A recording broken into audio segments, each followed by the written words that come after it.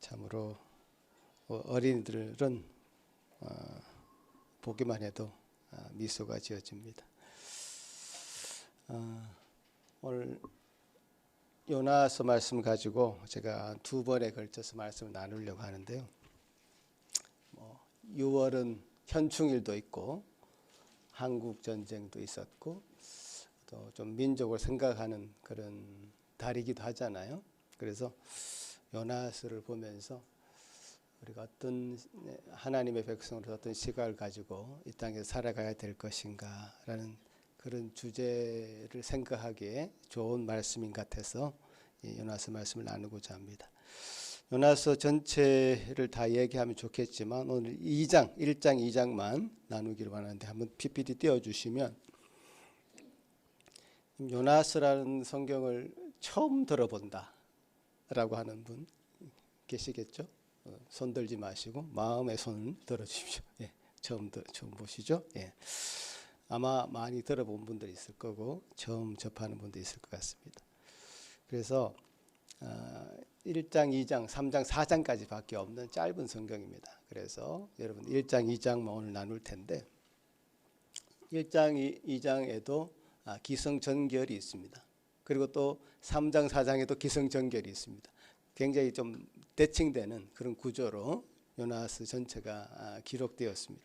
그래서 1장, 2장에 보면 하나님이 등장하고 하나님이 요나에게 명령을 하는 대목이 나옵니다.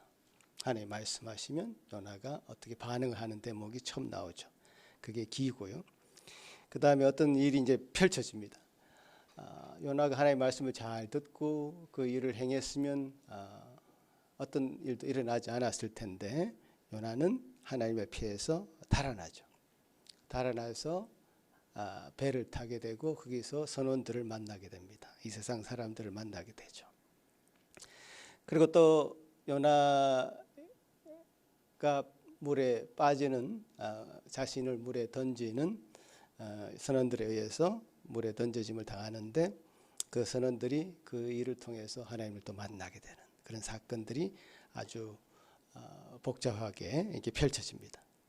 그 다음에 요나를 구하기 위해서 하나님 물고기를 보내시고 또 물고기는 요나를 먹고 삼키고 하는 그런 과정이 이제 펼쳐지고 결국 요나가 하나님을 더 진하게 만나는 그런 이야기 구조로 이제 되어 있습니다. 이걸 잘 생각하시면서 이 본문을 따라와 주시면 좋겠습니다.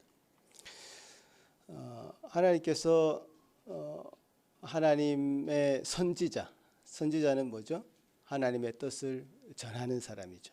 하나님의 선지자인 요나에게 복음을 전하라고 합니다. 어떤 복음을 어디서 전하라고 하셨을까? 니느웨라고 하는 당대의 최고의 도시, The Great City, 성경이 그렇게 표현하는데 당대의 최고의 도시에 가서 복음을 전해라. 왜? 그들의 악이 너무 크고 그것이 내게 들려졌다. 내게 상달되었다. 니느웨는 뭐 그때 당시 지금 이 글이 기록되었을 당시가 BC 한 600년, 700년 요 사이인데 창세기 10장부터 이 니느웨라고 하는 도시가 이름이 등장합니다. 그 기록을 볼 때는 그 당시에만 해도 3000년, 4000년 이상 된 아주 거대의 도시고 당시에 아시리아의 최고의 도시, 거대한 도시가 바로 니느웨입니다. 지금을 하자면 미국의 뉴욕과 같은 아주 가면 완전 압도될 만한 그런 도시가 바로 니느웨라고 하는 도시입니다.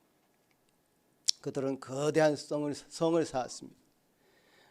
뭐 성벽이 한 30m 높이의 성벽을 쌓고 그 성벽의 두께가 얼마나 두꺼운지 마차가 4대 정도 달릴 수 있는 그런 성벽을 쌓았고요. 그 성벽에 접근하지 못하도록 수로를 만들었는데 폭이 수십 미터, 깊이가 18미터 이 정도의 수로를 쌓아가지고 어떤 적도 진입할 수 없는 그런 성을 쌓고 있던 제국의 그런 도시였습니다. 그런데 그들이 악에 빠져 있었고 하나님은 그 니느웨가 회개하여 돌아오기를 바라서 하나님의 선지자, 하나님의 말씀을, 하나님의 뜻을 전하는 그 선지자에게 그 명령을 했습니다. 왜 하나님은 그 악이 횡행한 도시, 거대한 악이 범람하는 그 도시로 우리를 보내실까? 왜 요나를 보내실까? 우리 성도들이 저 사막 한가운데나 태평양의 어떤 무인도나 아니면 아무도 살지 않는 산속에 가서 살기를 바라지 않으시고 이 악이 범람하는 그 도시 가운데 왜 우리를 보내실까? 거룩이라는 것은 구별됨인데 왜 그들과 구별되어서 살게 하지 않고 그 악이 범람한 도시에 우리를 가라고 하실까? 요나를 왜 보내실까? 그게 첫 번째 드는 의문이죠. 왜 당대 최고의 도시인 니느웨에 요나라고 하는 선지자를 보내실까? 이 의문이 요나에게는 해소가 되지 않은 것 같아요. 답을 얻지 못한 것 같아요. 그래서 요나는 니느웨로 가지 않고 하나님의 눈을 피해서 도망갑니다. 그때 당시 이제 여러분 유럽 지중해 그 지도를 머릿속에 한번 떠올려 보시면 니느웨는 이스라엘을 중심으로 북동쪽 내륙 지방입니다. 그러나 다시스라고 하는 곳으로 요나가 도망가는데 배를 타고 다시스는 지중해를 건너서 지금 스페인 지역이 다시스 지역입니다.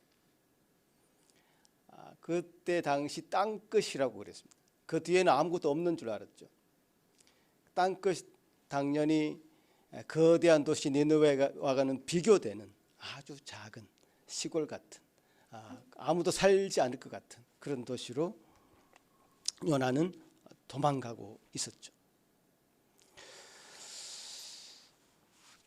이 질문도 지금 우리 시대를 사는 우리도 하나님께서 우리를 이 땅에 머물게 하시고 그야말로 영화 제목처럼 범죄 도시, 온갖 악이 범람하는 이 도시에 머물도록 하시는 이유가 있을 것이다 라고 하는 질문을 우리에게 스스로에게 던져야 되고 그 답을 우리도 찾아가야 될 것입니다.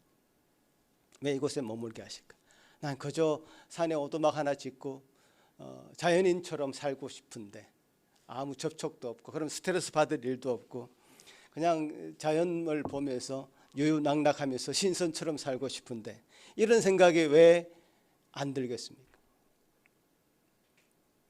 그러나 하나님은 구약 시대부터 지금까지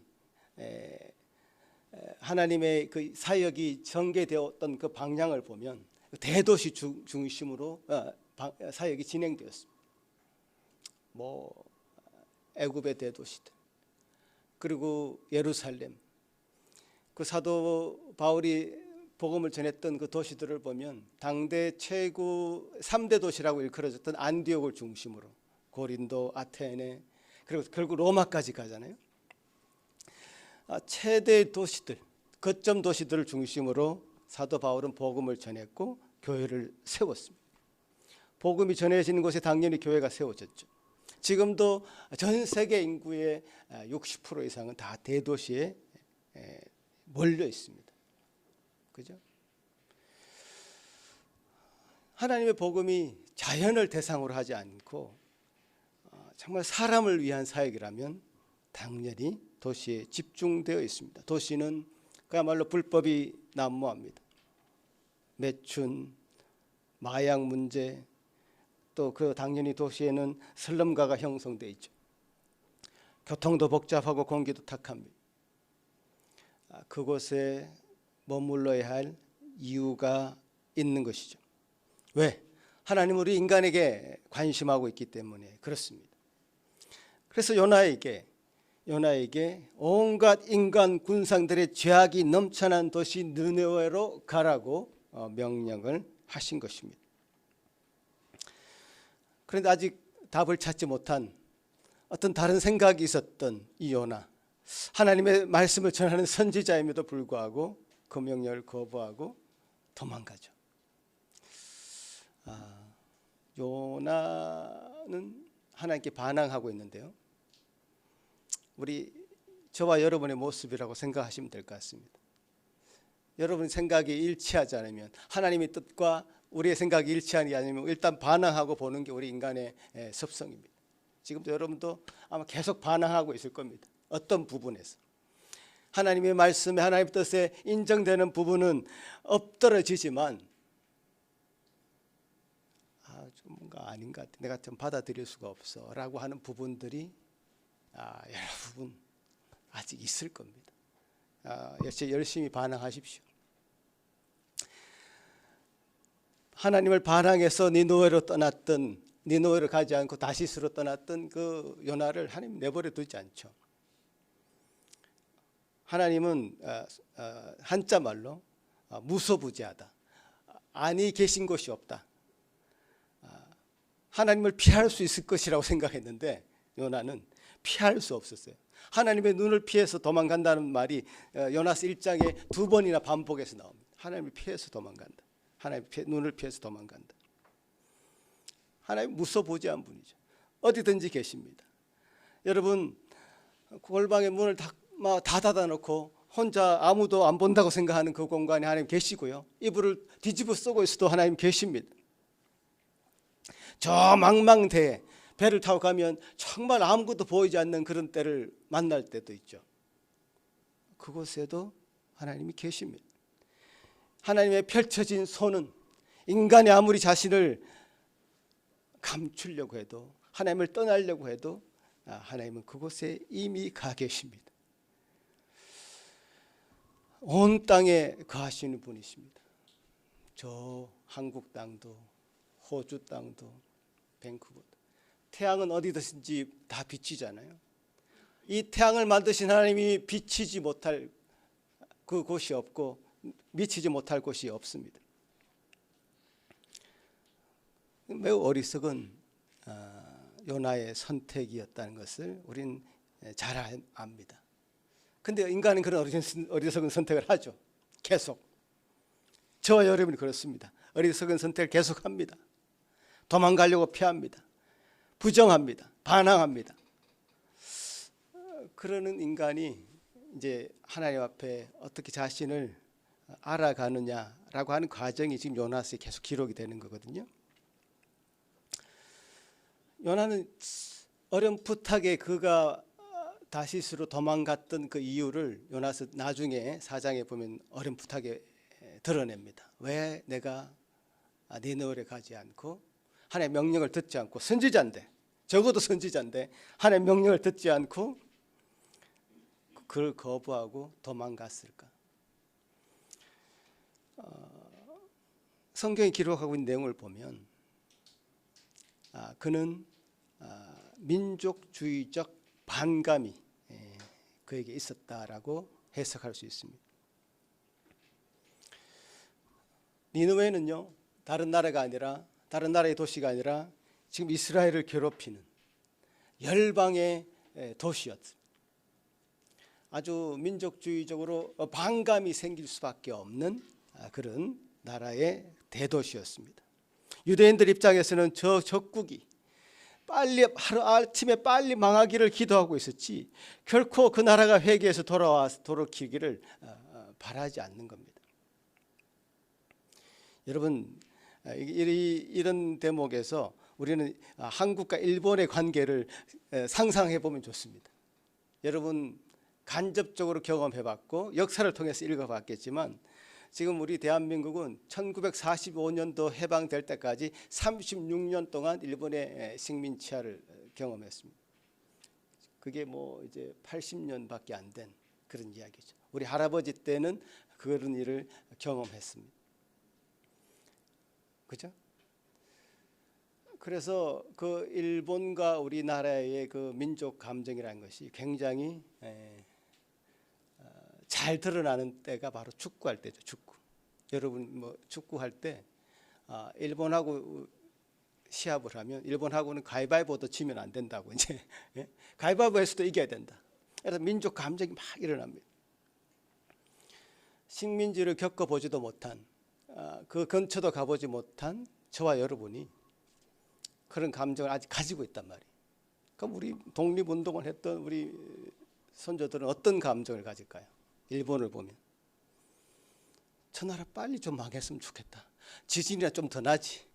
북극 모든 얼음이 다 녹아가지고 일본이 정말 좀 깔아앉았으면 좋겠다. 이런 얘기를 하는 사람들이 등장하죠.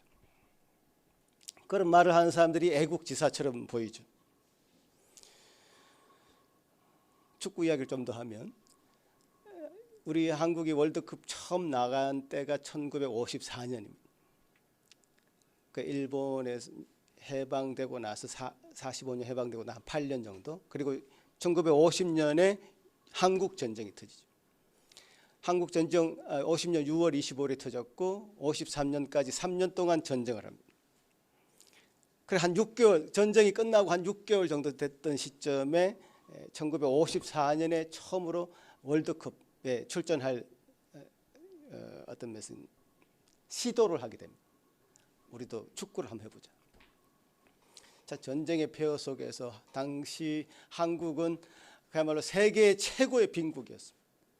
하루 세 끼를 먹기를 힘들어하는 그런 최고의 빈국이었습니다. 지금 여러분 상상이 안 될 것입니다. 저도 상상이 안 됩니다, 사실. 뭐 지금 동남아, 방글라데시 뭐 이런 못 사는 나라 얘기하지만 그 나라들보다 훨씬 못 살았습니다. 그런데 축구를 하겠다고 이제 말을 하니까 그때 당시 대통령이었던 이승만 대통령이 이제 축구를 하려면요, 피파에서 축구를 하려면 홈앤 어웨이로 2번을 해야 되거든요. 그 일본하고 예선전을 치러야 된다는 겁니다. 일본하고 예선전을 치러서 이기는 팀이 스위스에서 열리는 월드컵에 간다는 거죠. 예선전을 치르려면 그 일본 사람이 한국에 한번 와야 되고 우리가 일본에 한번 가야 되고 이런 상황이죠. 당시 이승만 대통령은 일본을 극도로 혐오했습니다.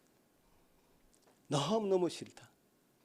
일본 사람이 우리나라 땅에 발을 딛는 것은 정말 인정할 수 없다. 혹시 와서 축구 경기에서 졌다고 생각해 보면 이건 정말 민족의 어떤 사기를 꺾는 일이다 해가지고 엄청난 반대를 했습니다. 대통령이 반대를 하니 일이 잘 진행이 안 됐죠.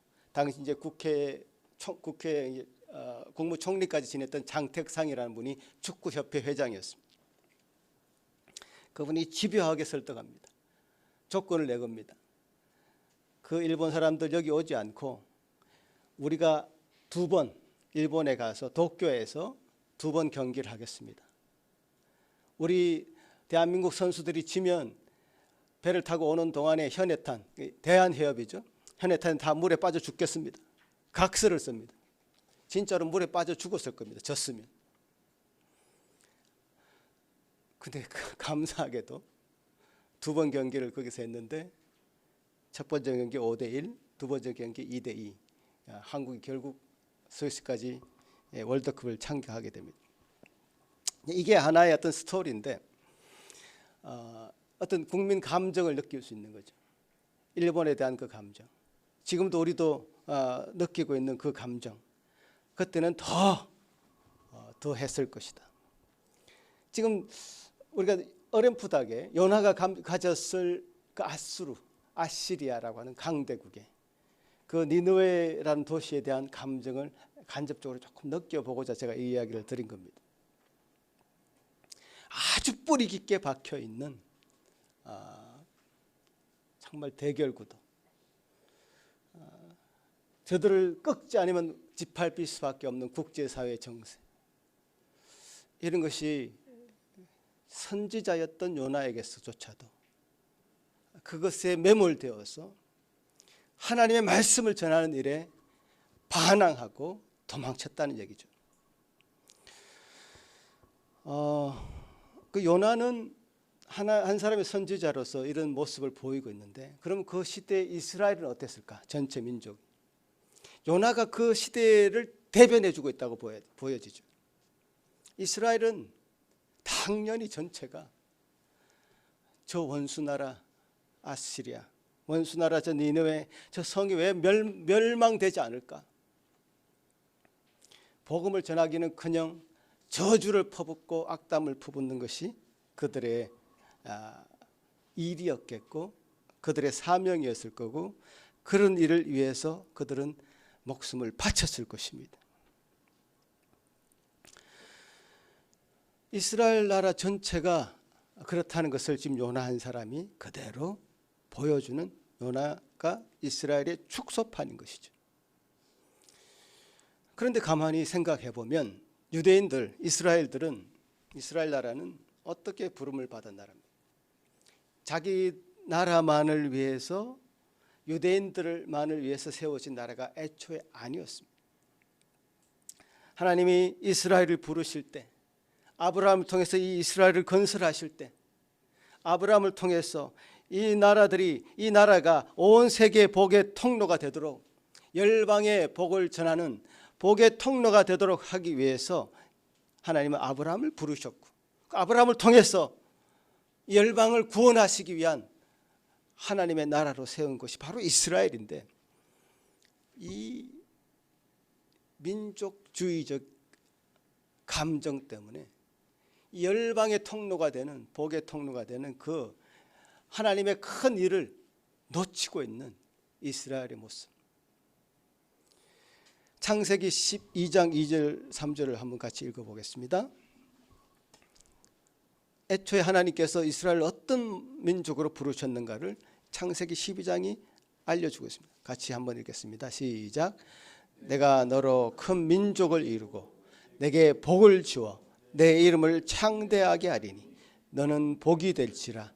너를 축복하는 자에게는 내가 복을 내리고 너를 저주하는 자에게는 내가 저주하리니 땅의 모든 족속이 너로 말미암아 복을 얻을 것이니라 하신지라.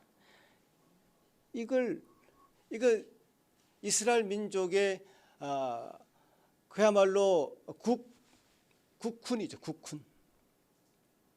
이스라엘 민족이 존재하는 이유죠. 이 본문이 저와 여러분이 존재하는 이유입니다. 이 땅에 하나님의 백성들이 존재하는 이유입니다. 이 땅의 백성들이 왜, 하나님의 백성들이 왜 있어야 되냐? 바로 이것 때문에. 땅의 모든 족속들이 나를 통해서 그리스도를 알게 되는 그 영광을 우리에게 부여하신 것이죠. 이스라엘이 존재하는 이유는 이스라엘을 통해서 하나님의 영광의 만방에 펼쳐지도록 하는 것이 이스라엘의 존재적인 목적이고 이유였는데, 그 이스라엘이 이기적인 나라가 되었단 말이에요. 민족주의 틀 안에 갇혀버렸단 말이죠. 요나가 선지자로서 그 직무를 감당하지 못하고 있는 것, 그것은 바로 이스라엘이 그 직무를 유기해서 그 시대의 사명을 감당하지 못하고 있음을 그대로 투영하고 있습니다. 여러분, 우리는 한국인입니다. 또 캐나다인이기도 합니다. 어느 국가에 속해 있습니다. 그러나 이 모든 민족적인, 국가적인 그런 명함이 우리에게 있지만 우리에게 가장 중요한 것은 천국의 시민권이라는 사실이죠. 하나님의 나라가 이 땅에 건설되기를 소망하는 하나님의 나라의 백성이라는 사실이죠. 나는 정말 답답한 것은 교회에서 또 하나님의 말씀을 전하는 목사들이, 성도들이 공산주의, 또 자본주의, 태극기 집회, 촛불 집회 이런 것에 매몰되는, 그래서 그것으로 뭔가를 이루려고 하는 그 이데올로기가 그 마음 가운데 자리 잡고 있어서 하나님 나라의 백성으로서의 그 사명을 감당하지 못하고 있는 모습을 볼 때 너무 답답합니다. 도대체 저 사람들이 하나님을 믿는 사람들인가? 공산주의 물론 나쁘죠. 그럼 자본주의는 다 옳습니까? 이 땅의 이데올로기는요, 옳은 것이 없어요. 어떤 자기들의 생각이고 주장이죠.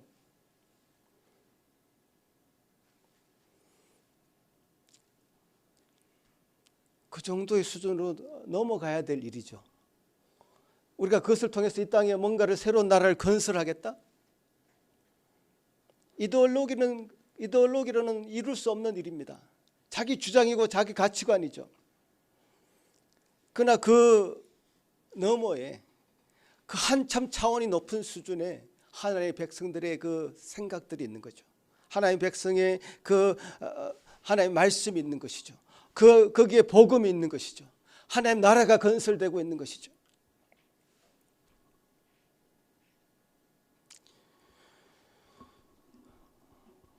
물론 공산주의적인 사상 훌륭한 부분도 있고 자본주의 사상 훌륭한 부분이 있긴 있습니다. 양가를 다 접근해 봤을 때 잘잘못을 스스로 따질 수 있는 그런 실력은, 지식적인 수준을 우리가 갖춰야 됩니다. 우리가 그 공산주의를 몰라서 말 안 하는 게 아니에요. 자본주의를 몰라서 지금 이 시간에, 이 귀한 시간에 내가 말 안 하는 게 아닙니다. 왜 맨날 이 찬송만 부르느냐? 더 좋은 노래를 몰라서 안 부르는 게 아닙니다. 우리의 가치가 여기 담겨져 있기 때문이죠. 하나님의 말씀이 우리의 가치고, 그 모든 공산주의나 자본주의를, 이 세상의 어떤 세상의 문화를 뛰어넘는 하나님의 세계관이기 때문에 우리가 이것을 계속 파고 또 파고 또 부르고 또 부르는 것 아닙니까? 저는 한국과 일본하고 축구할 때 당연히 한국을 응원합니다. 그죠? 그러나 일본인에게도 복음을 전해야 되는 사명은 우리에게 있음을 알아야 되죠. 헷갈려 있어서는 안 됩니다.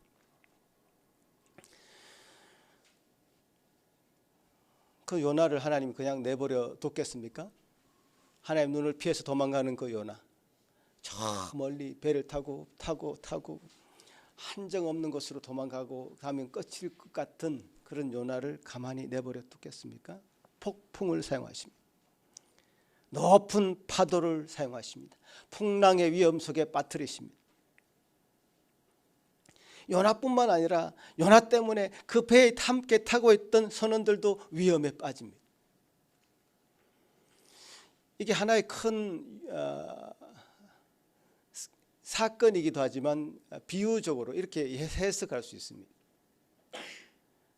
이스라엘 나라가 사명을 감당하지 못하니까 이스라엘 나라를 그야말로 혼동 속에 빠뜨려서 강대국에 의해서 침입을 받게 하고, 그래서 온 나라가 완전 파괴되고 성벽이 파괴되고 무너지고 하나님을 아는 자들이 희귀해지는 그런 어려움을, 고난을 당하게 하는 풍랑 속에 빠뜨려서 이스라엘을 정신 차리게 만드는 그런 일로서 작용하고 있는 것입니다. 그 풍랑은 마치 강대국들을 일으켜서 나라를 혼란하게 만드는 것과 같습니다. 이스라엘이 역할을 못하고 있으니, 이스라엘 때문에 참으로 주변의 나라가 평안해져야 될 텐데 주변의 나라들, 특히 이방 선원들도 덩달아서 힘들어하는 것과 마찬가지죠. 폭풍 치는 바다 위에서 모든 선원들이 자기는 살아야 되겠다고 난리를 칩니다. 자기가 믿는 신에게 호소합니다. 그러나 그런 상황 가운데서도 요나는 그저 배 밑에서 잠자고 있었다는 것 아닙니다.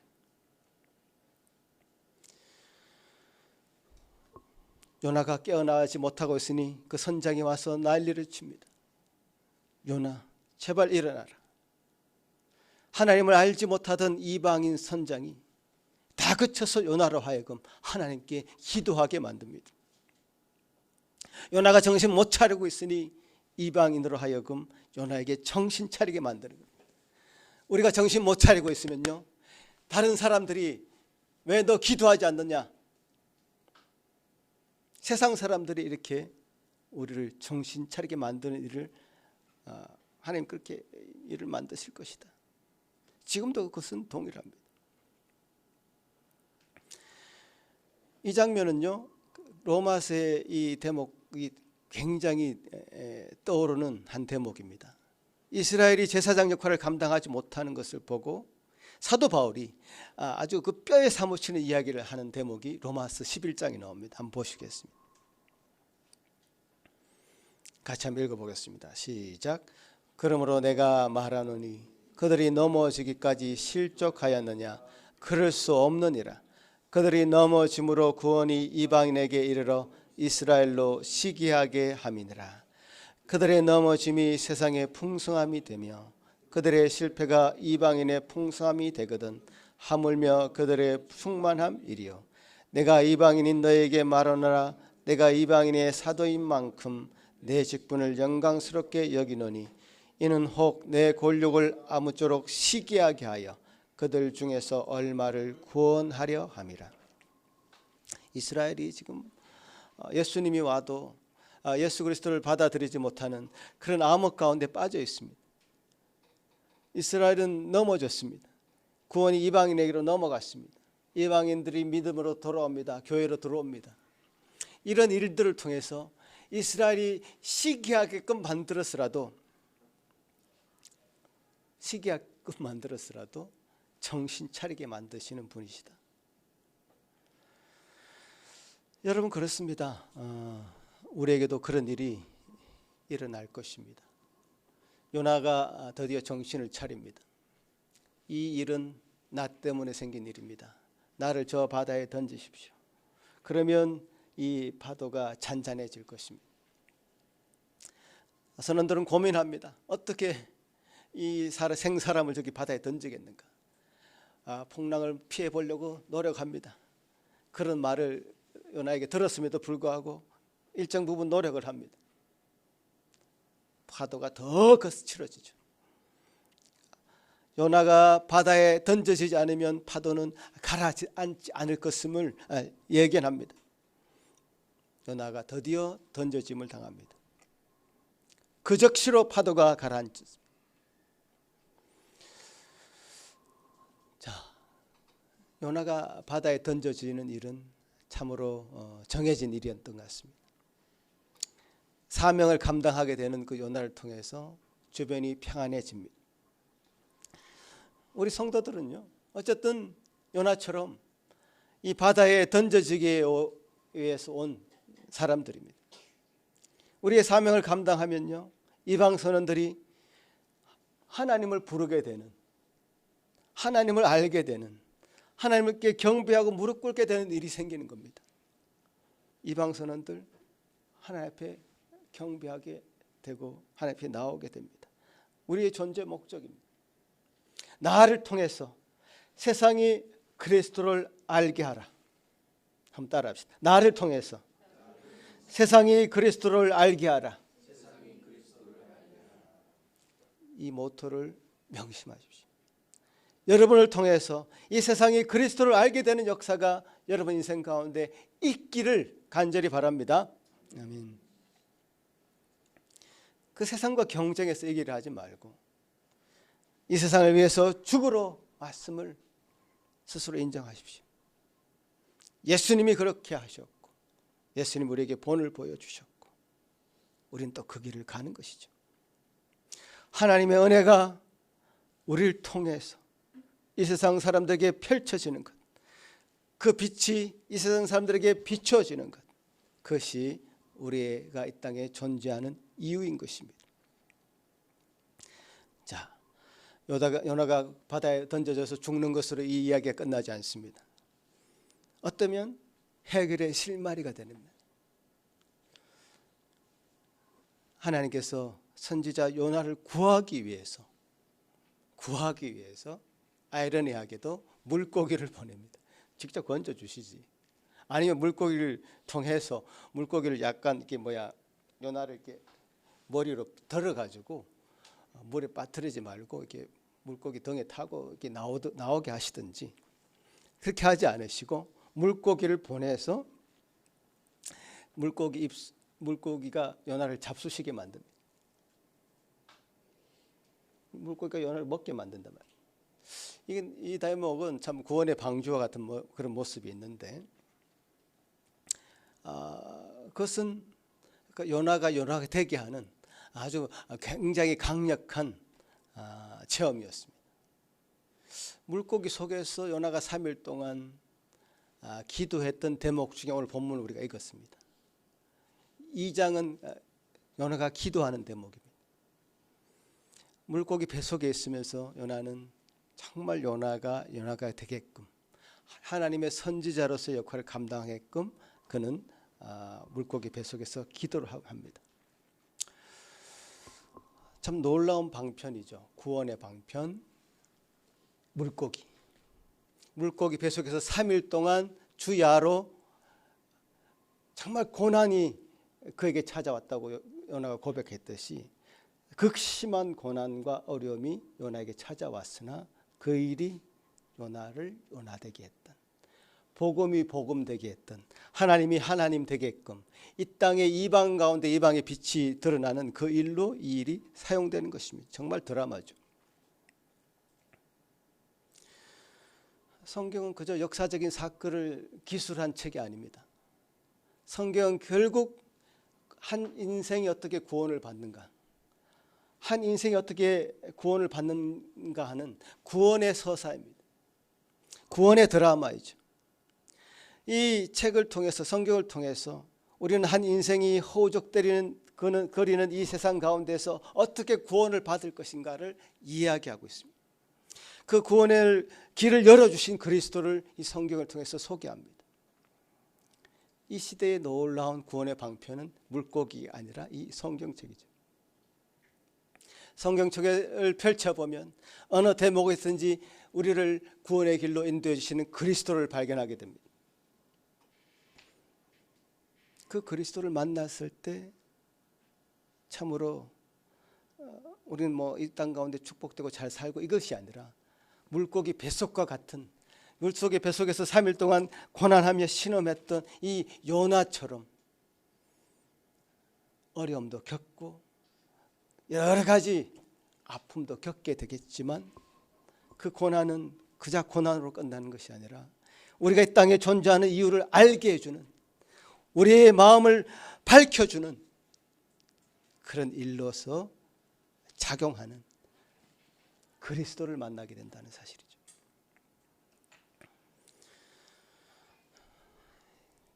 그 인생의 고난을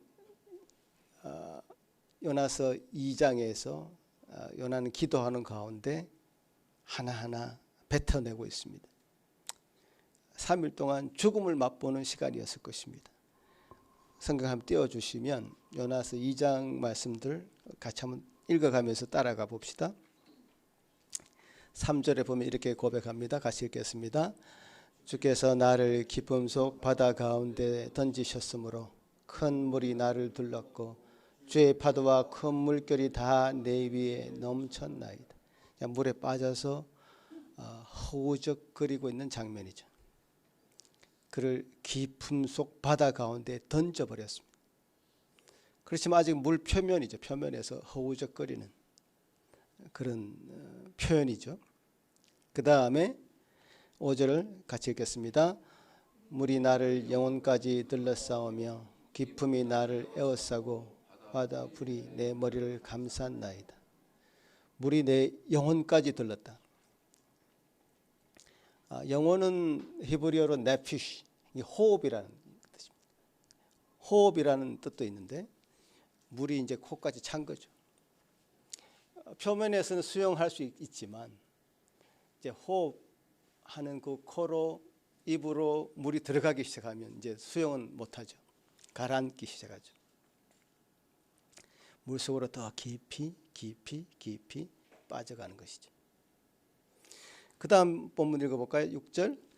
내가 산의 뿌리까지 내려가 싸우며 땅이 그 빗장으로 나를 오래도록 막아 싸우나 나의 하나님 여호와여, 주께서 내 생명을 구덩이에서 건지셨나이다.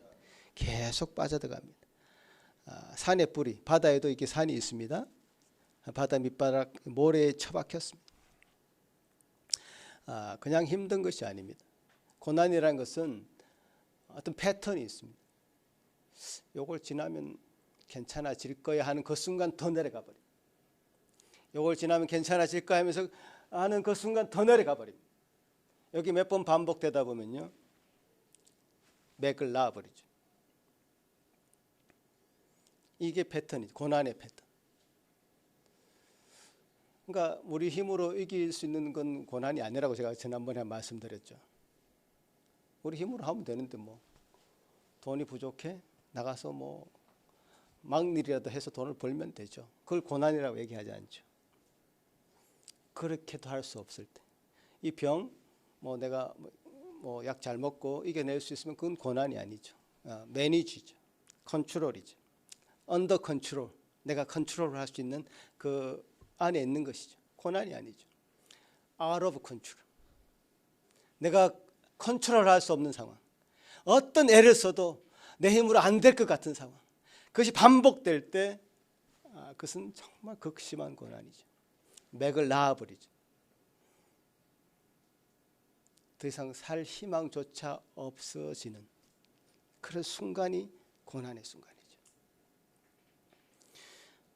그 고난을 피하려고 하면 할수록 더 깊이 마치 늪처럼 빠져들어가게 되죠. 자, 이때 요나는 붙잡습니다. 내 영혼이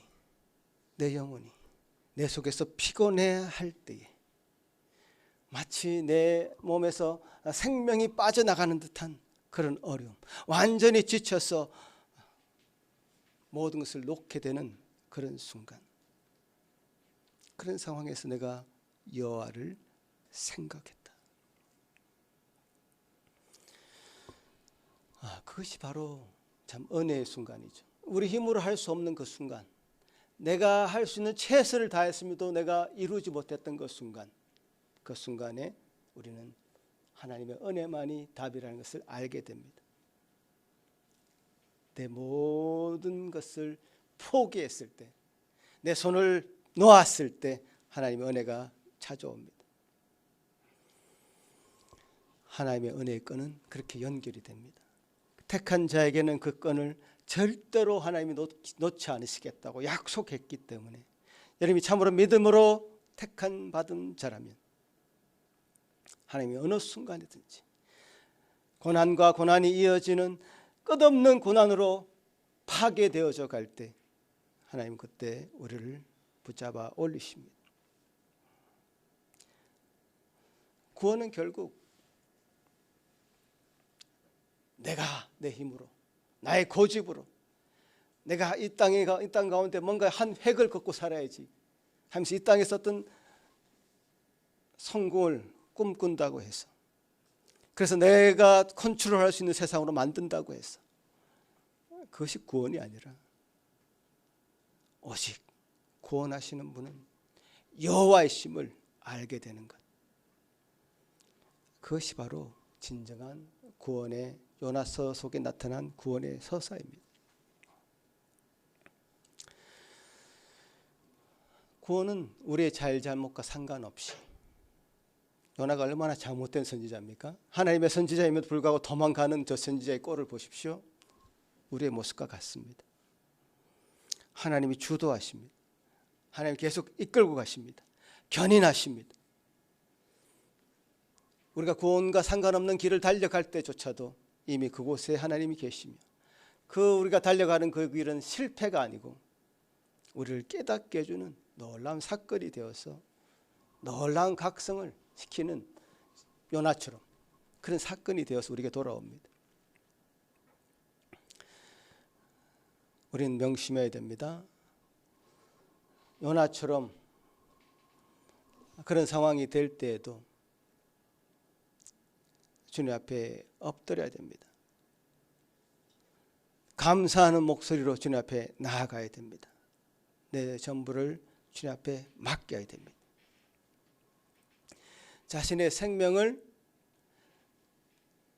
요나는 자신의 생명을 주님께 의탁하는 기도를 드린 겁니다. 내 힘으로는 도저히 안 되니 주님 나를 걷어가 주십시오. 내가 원하는 기도 응답이 아니라 모든 결론을 주님께 돌리는 것이죠. 맡겨드리는 것입니다. 그래서 주님께서 요나를 구원의 길로 들어서게 됐습니다. 들어서게 하셨습니다. 그래서 이 기도를 요나가 드릴 수 있게 된 것이죠. 자, 여기서 끝나느냐? 안 끝납니다. 2편은 다음에 이렇게 해서 끝나면 좋겠는데 우리 인생이 그렇습니까? 한번 은혜 받았다고 해서 계속 그것이 평생 갑니까? 그렇지 않죠. 요나가 이렇게 은혜 가운데 건짐을 받았는데 그 다음 또 어떤 일이 펼쳐질까? 궁금하시죠? 예, 다음번에 그 말씀을 나누도록 하겠습니다. 아쉬우면 혹시 이제 이 예배를 드리고 마지막으로 가는 우리 가온이 아쉬우면 유튜브로 보십시오. 유튜브로 보십시오. 여러분, 우리에게 주어진 사명이 있습니다. 그 사명대로 가야지 하나님 결국 우리를 놓으실 것입니다. 하나님 우리를 놓는다는 말은 그 궤도에 그 간 열차에 궤도를 따라서 열차가 가듯이 그 길에 안전하게 놓으실 것입니다. 탈선할 때 언제든지 붙잡아 놓으실 것입니다. 그런 하나님의 은혜와 긍휼하심 우리 삶 가운데 있음을 요나를 통해서 확인하시고 그런 참 믿음으로 나아가는 저와 여러분이 되기를 축복합니다. 기도하겠습니다. 하나님 아버지 감사합니다. 또 우리에게 주신 이 귀한 시간 하나님의 말씀으로 우리가 위로받게 하시니 감사합니다. 요나의 생을 통해서 보여주신 하나님의 그 전지전능하심과 무소부재하심과 우리를 향하신 그 놀라운 사랑이 얼마나 귀한 것임을 보게 되었나이다. 주여 도와주시옵소서. 우리 삶 가운데도 참 여전히 반항하고 있고 여전히 하나님의 그 정해진 길에서 탈선하여 이탈하여 살아가고자 하는 마음이 우리 속에 팽배해져 있습니다. 주여 돌이켜서 그 고난과 고난을 고난이 겸하여 발생하는 이 세상 가운데 살면서 주님이 주시는 은혜를 붙잡을 수 있는 저희들 다 되도록 도와주시옵소서. 주여 감사합니다. 우리에게 주신 은혜 감사하고 예수님 이름으로 기도합나이다. 아멘.